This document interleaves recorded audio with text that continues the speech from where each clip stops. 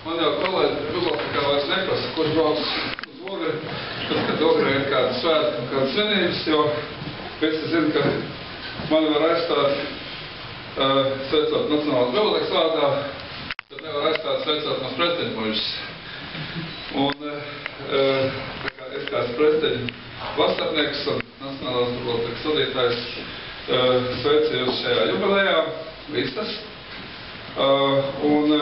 Es domāju, ka šī reize, kad mēs tiekamies jubilejā, ir ļoti svarīga, tāpēc, ka ir arī ļoti liels darbs ir izdarīts. Šajā brīdī patiešām ir, domāju, mēs visā Latvijā varam teikt, ka ir izdarīts milzīgs darbs un bibliotekas ir paveikušas kaut ko tādu, par ko tiešām runāja ļoti daudz sabiedrība un ļoti daudz novērtē un Ogres bibliotekā ir tiešām izdarīts ārkārtīgi daudz. Nākamā ir tāds kā turpinājums mūsu Valmieras semināram.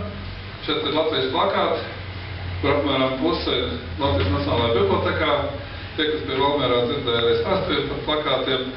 Un šī grāmata tikko kā iznākusi, un mēs esam priecīgi, ka mēs varam uzdāvināt.